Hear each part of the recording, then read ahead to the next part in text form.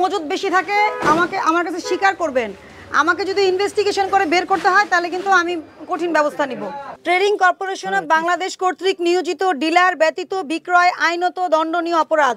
আপনি কি ডিলার? না না, সর্বনাশ। আপনি যদি এরকম করে যদি মিক্স করে রাখেন এটা তো আমি চালাকি ভাববো যে আমি বুঝতে না পারি। আপনার মতো ব্যবসায়ী যে টাকা গোনার জন্য মেশিন কিনে নিছেন অথচ লাইসেন্সটা রিনিউ করার সময় পাননি, ভুলে গেছেন, এটা কি উচিত?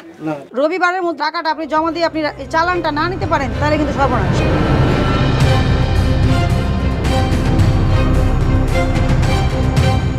আসেন এখান থেকে দেখান এখানে কতটুকু আছে, আসেন বস্তা, আসেন আসেন।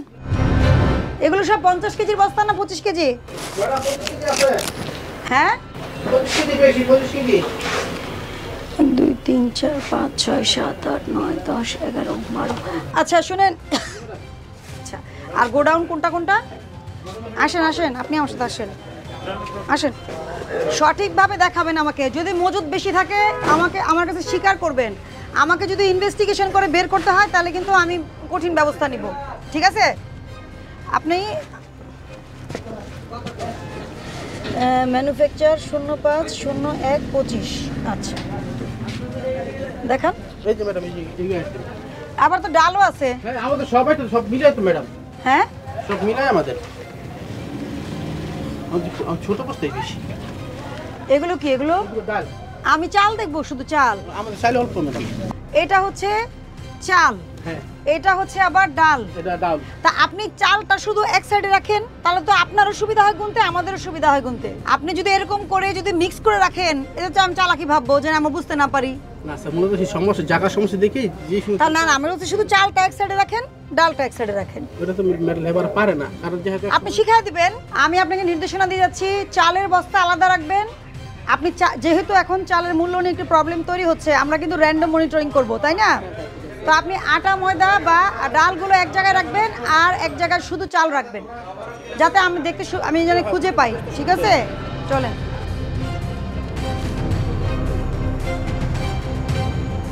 এই এদিকে আসেন, এদিকে আসেন। এই যে আপনি কি ম্যানেজার সাহেব? এটা কি জিনিস? এটা ছোলা। ছোলা। এই প্যাকেটে কি লেখা আছে? ট্রেডিং কর্পোরেশন অফ বাংলাদেশ কর্তৃক নিয়োজিত ডিলার ব্যতীত বিক্রয় আইনত দণ্ডনীয় অপরাধ। আপনি কি ডিলার? না না, সর্বনাশ। না এটা বলি ম্যাডাম, এই দেখেন এই যে ছোলা বস্তা এক এক রকম। আপনি এখানে কি লেখা আছে সেটা বলেন। এটা তো লেখা আছে কিন্তু এটা তো মূলত হ্যাঁ, trading corporation of Bangladesh TCB কর্তৃক নিয়োজিত ডিলার ব্যতীত বিক্রয় আইনত দণ্ডনীয় অপরাধ। হ্যাঁ, তো এরকম প্যাকেট কয়টা আছে আপনার এখানে? এটা কি? এই একটি মনে হচ্ছে ছোলার ভিতরে আইছে, পুরাতন বস্তা বইরা ওরা মালটা প্যাকেটিং করে দিয়েছে। কিন্তু এটা আপনি আমাকে বললেন এই প্যাকেটের পুরোটা কি লেখা আছে এটা আমাকে দেখতে হবে তো। তাহলে একটু আমাকে দেখান। যদি আপনি শুনেন এটা যদি লেখা থাকে ছোলার বস্তা তাহলে তো আর আপনি এটা মাপ পাওয়ার সুযোগ নাই। কিন্তু যদি অন্য কিছুর বস্তা লেখা থাকে, ভিতরে ছোলা থাকে, তাহলে না বুঝবো আমি যে আলাদা ব্যবহার করছেন আপনি। বুঝতে পারছি, তাই না? আপনি কি আমার কথা বুঝতে পারছেন? বুঝতে পারছি আমি। আপনি ছোলা, এটা তো আমার মনে হচ্ছে না। আপনি যেটা বলছেন এটা তো সঠিক মনে হচ্ছে না। এই যে দেখেন, এটাও সেম বস্তা। আমি বস্তা তাহলে বস্তা নামে দেখাই আপনাকে। হ্যাঁ, আপনি অবশ্যই এই বস্তা বের করে দেখান আমাকে। সমস্যা নাই।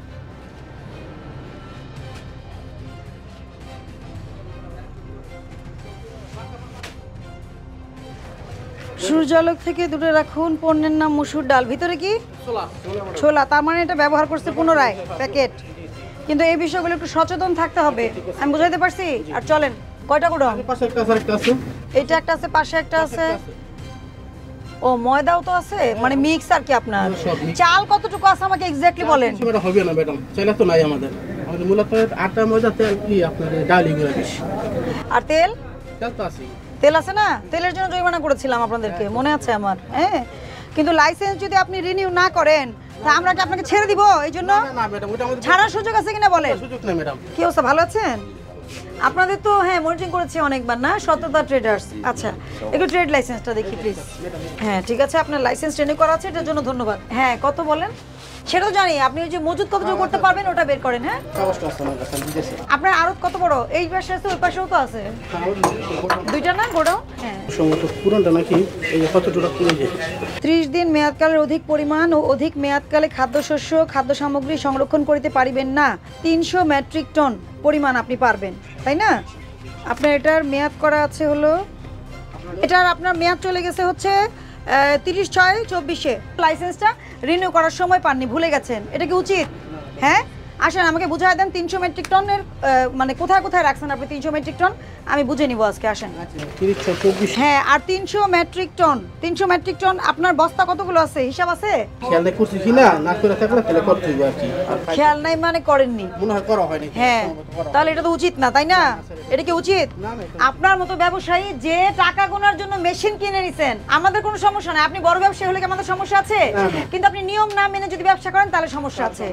আমি আপনাকে বলছি আজকের জানুয়ারি মাস চলে গেছে, জুনে শেষ, July August September October November December January 7 মাস ধরে যদি আপনি অসচেতন থাকেন দেখেন চালের মূল্যটা কিন্তু একটু বাড়া শুরু হয়েছে গত মাস থেকে প্রায়, তাই না?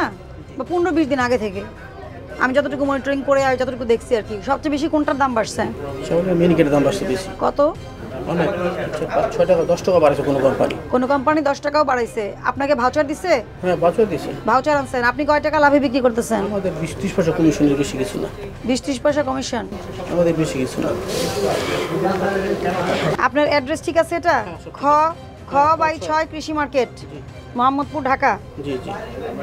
প্রতিশ্রুতি অনুযায়ী পণ্য বা সেবা সরবরাহ না করার জন্য দেখেন 1 বছরের কারাদণ্ড আছে, 50,000 টাকা অর্থদণ্ড আছে, ঠিক আছে? এখন আপনাদেরকে তো শিখাতে চাই, যদি না শিখেন কি পরিণতি হবে বলেন? আমরা তো সহযোগিতা করতে চাই সবাইকে, করি না? ভোক্তাদের স্বার্থ সুরক্ষায় সবাই মিলে তো আমরা কাজ করতে চাই, সবাইকে নিয়ে তো কাজ করতে হবে। একা কেউ পারবে না? না একা পারবো না কেউ।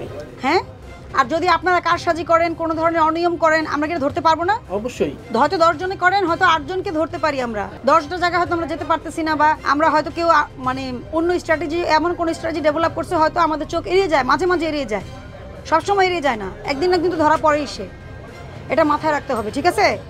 আমি সতর্কতামূলক 20,000 টাকা জরিমানা আরোপ করলাম, দ্রুত ব্যবস্থা নেবেন। সর্বোচ্চ জরিমানা কিন্তু করিনি আমি, কিন্তু 50,000 টাকা করতে পারতাম আপনাকে জরিমানা, কিন্তু আপনি এটা কি করবেন?